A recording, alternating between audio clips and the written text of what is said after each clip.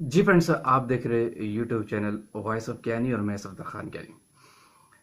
अच्छा friends, HPLC analysis में एक बड़ा इंपॉर्टेंट टेस्ट होता है जिसको हम कहते हैं कैरी ओवर का टेस्ट।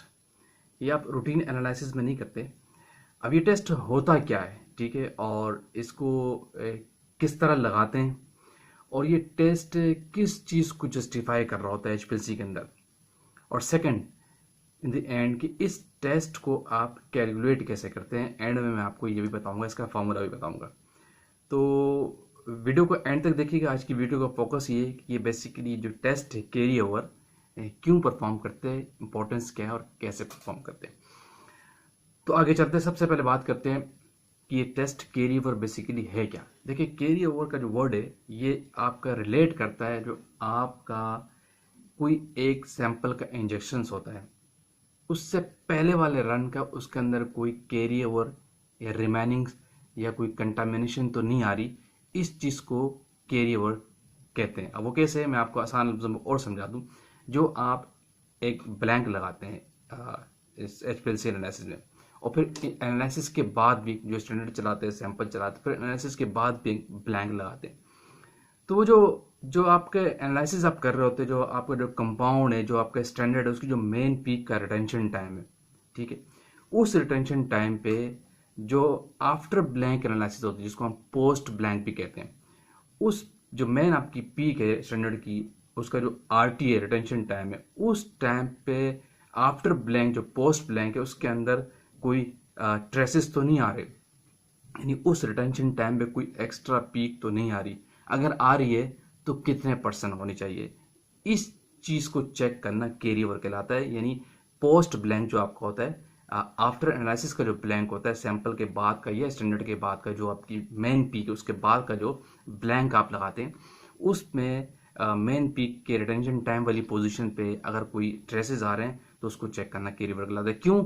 इसकी इंपॉर्टेंस इसलिए ज़्यादा है कि अगर वो ट्रेसेस बहुत ज़्यादा है तो इसका मतलब है आपके रिजल्ट ठीक नहीं आ रहे। आपका इंजेक्शन जो है बेसिकली इंजेक्शन को जस्टिफाई कर रहा होता है। इंजेक्शन पोर्ट जो है वो जब आप हाई कंसनट्रेशन लगाते हैं, तो जब लो कंसंट्रेशन में आते हैं तो मिनिमम चांसेस होते हैं कि हाई कंसंट्रेशन के ट्रेसेस या कंटामिनेशन लो कंसंट्रेशन में चली जाएगी। तो इसीलिए एक सिस्टम ने एक कैलकुलेशन के प्रोसीजर में एक आपको लिमिट दी है कि ये इतने परसेंट तक होनी चाहिए, एक्सेप्टेबल है, अदरवाइज नहीं।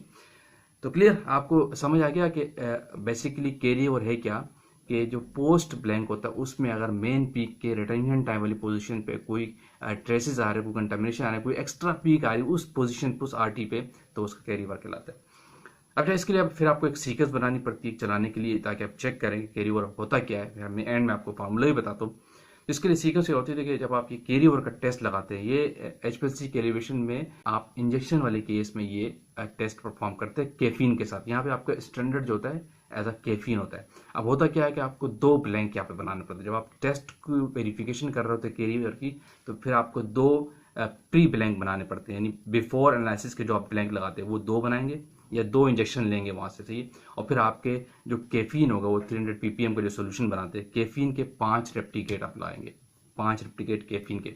उसके बाद फिर पोस्ट ब्लैंक, जिसको हम आफ्टर ब्लैंक एनालिसिस भी कहते हैं, दो वो लगाएंगे। सी दो शुरू पे ब्लैंक, फिर कैफीन के 500, फिर दो ब्लैंक आखिर में पोस्ट, जिसमें आप चेक करेंगे कि इसकी कोई ट्रेसिबिलिटी आ रही है नहीं। तो इस केस में फिर आप कैफीन का स्टैंडर्ड ले लेंगे, कैफीन का एरिया निकालेंगे।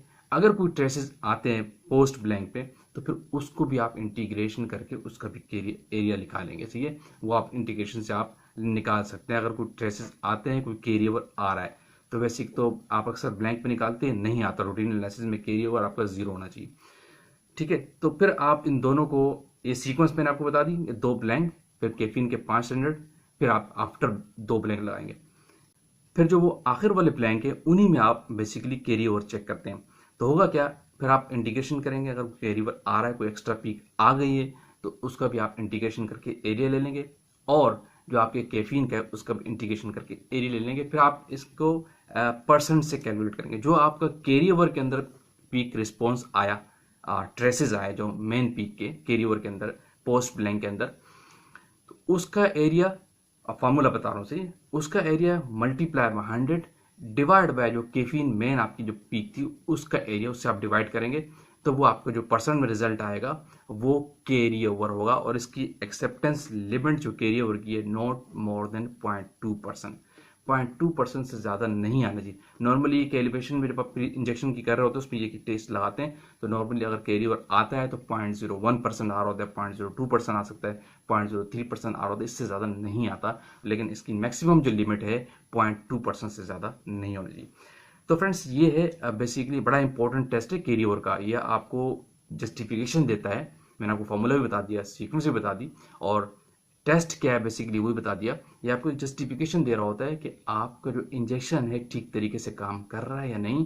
यानी ऐसा तो नहीं है कि वो हाई कंसंट्रेशन लेने के बाद कुछ उसके ट्रेसेस दूसरे इंजेक्शन में छोड़ देता है, इससे फिर आपके रिजल्ट कम आने के चांसेस होते हैं, एक्यूरेट रिजल्ट नहीं होते। इसीलिए कैरी ओवर का टेस्ट लगाना बहुत ज़रूरी है, वेरी इंपॉर्टेंट टेस्ट है। होपफुली एक कैरी ओवर के टेस्ट का कॉन्सेप्ट आपको मिल गया होगा। तो अगर वीडियो आपने लाइक की तो शेयर कीजिए, कमेंट्स कीजिए, और अगेन कहूँगा इन दी एंड जो लोग चैनल पर न्यू है वो तो लाजमी सब्सक्राइब कीजिए ताकि इस तरह की टेक्निकल वीडियोस आप तक पहुँचती रहे। Thank you for watching. अल्लाह हाफिज़।